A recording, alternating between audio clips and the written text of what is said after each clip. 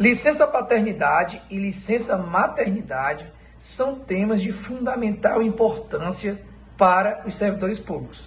Hoje, nesse vídeo, nós vamos abordar os principais aspectos que permeiam esse direito. Fica aí que você já vai entender como funcionam essas licenças.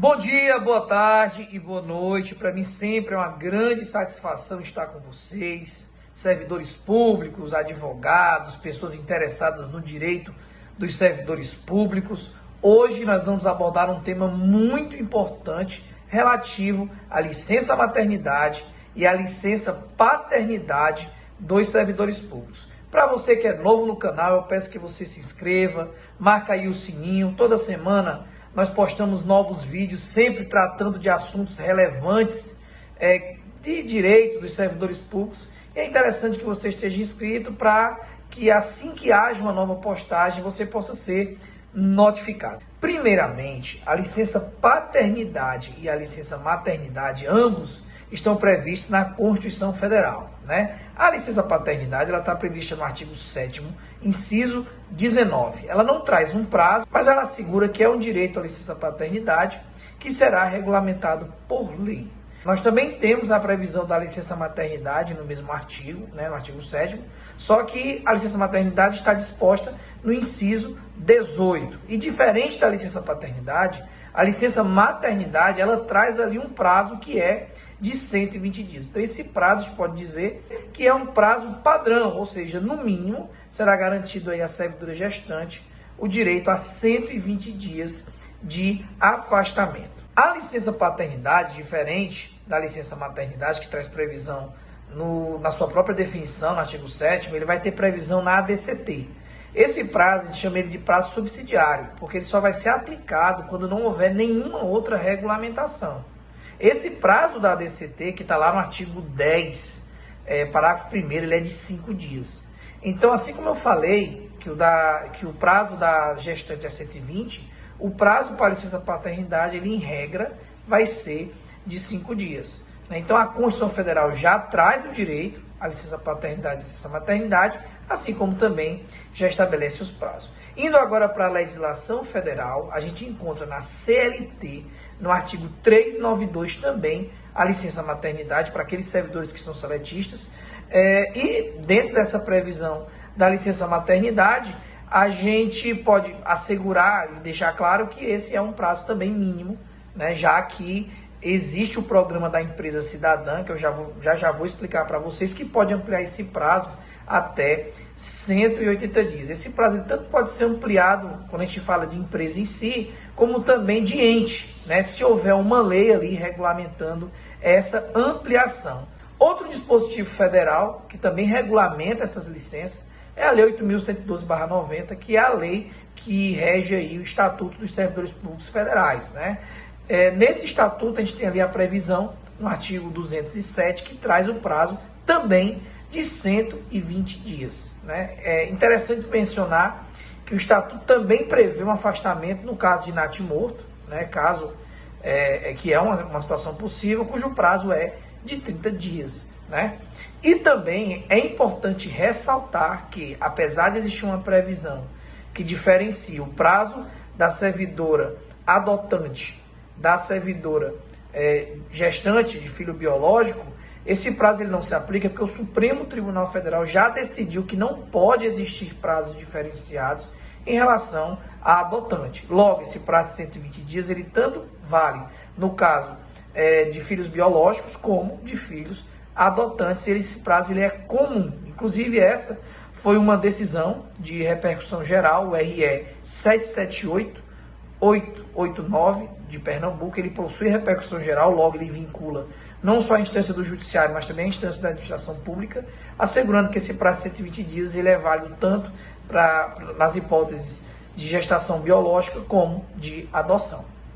No mesmo estatuto, na Lei 8.112, nós temos a previsão da licença paternidade, no artigo 208, que estabelece o mesmo prazo da ADCT, que é o prazo de 5 dias, né? Bom frisar que não tem como a gente, nesse vídeo, dispor acerca da licença maternidade no regime próprio de previdência, porque ele pode variar bastante, né? O que a gente pode citar a título de previdência aqui é a regulamentação prevista na Lei 8.213/91, que regulamenta ali os benefícios do INSS, ou seja, para quem é servidor público que não é vinculado ao regime próprio de previdência, a gente recorre a esse dispositivo, né, e recorre às aplicações concernentes à questão da licença maternidade. E lá nesse dispositivo, nós também temos o artigo 71, que estabelece esse mesmo prazo de 120 dias, e inclusive diz como é calculado o valor do salário contribuição da licença maternidade. No caso, devem ser considerados os últimos 12 meses de vencimento que o servidor recebeu,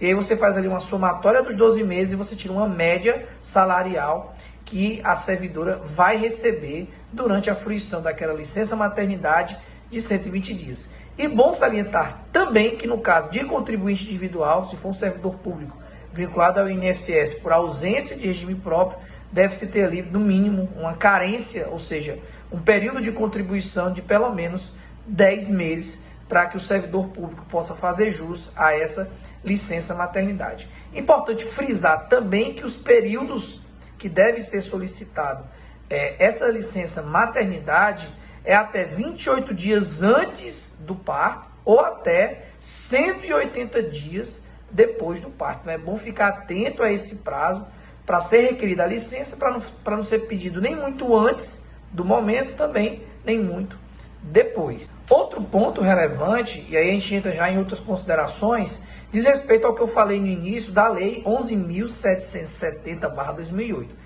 Essa lei ela criou o programa Empresa Cidadã, onde ele estabelece um período maior, né, de 60 dias a mais para a licença maternidade e de 15 dias a mais para a licença paternidade. Só que essa lei ela não é autoaplicável.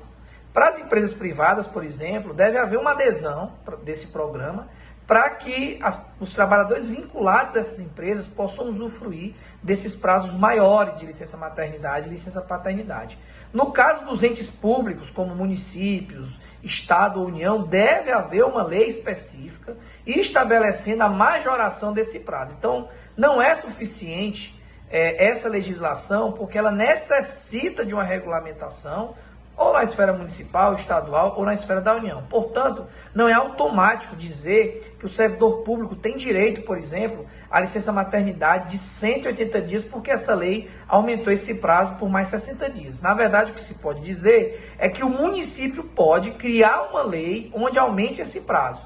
E se essa lei existir, no caso, é garantido 120 dias pelo regime de previdência, seja próprio, seja geral, e os outros 60 dias é garantido, a fonte de custeio, no caso, vem do próprio município. Porém, ressalte-se, essa lei federal que eu citei, ela não é autoaplicável e ela depende de regulamentação na esfera municipal, estadual ou federal, dependendo a qual ente o servidor público é vinculado, para que possa haver uma extensão desses prazos da licença. Outro ponto importante que deve ser dito é que esses prazos de licença maternidade e licença paternidade, eles são aplicados tanto para servidores públicos efetivos, que ingressaram através de concurso público, como também para aquelas pessoas que possuem vínculo temporário. Assim como também vai ser assegurada a estabilidade gestacional, né? Vocês devem saber que existe uma estabilidade gestacional prevista no artigo 10, inciso 2, a linha B da ADCT da Constituição Federal, que estabelece aí uma estabilidade de até 5 meses após o parto, ou seja, a servidora gestante que tem um vínculo temporário, trabalhador que tem um vínculo temporário, ele permanece ali até 5 meses após o parto. Então, mesmo que seja um contrato com prazo determinado, esse contrato não vai poder rescindido, e aí os salários desse período vão ter que ser garantidos até o final da estabilidade, né? Inclusive, nós temos vários julgados sobre o tema no Supremo Tribunal Federal que decidiu dessa forma. A gente pode citar aqui o RE 420.839, no agravo regimental do Distrito Federal, que assegurou a estabilidade gestacional de uma servidora pública em cargo comissionado. Nós temos também o RE 674.103 de Santa Catarina, com repercussão geral, ou seja, vincula a Justiça e também a administração pública, assegurando para aquela servidora pública temporária, com vínculo temporário, também a estabilidade gestacional.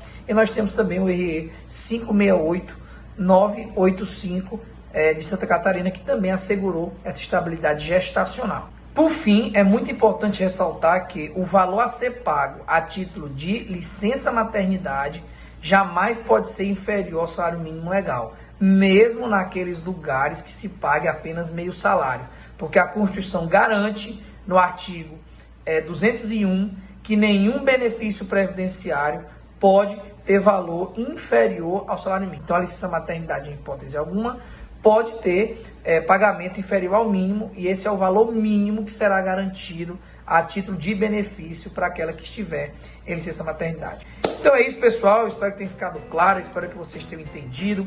Qualquer dúvida, deixa a sua pergunta, na medida do possível eu vou estar respondendo, mas é importante que você saiba desses prazos para que você possa exigir no momento correto a sua fruição à licença maternidade ou à licença paternidade. Você tem que fazer o pedido mediante requerimento e a partir daí a administração pública tem que garantir o seu direito uma vez preenchido os requisitos legais, tá certo?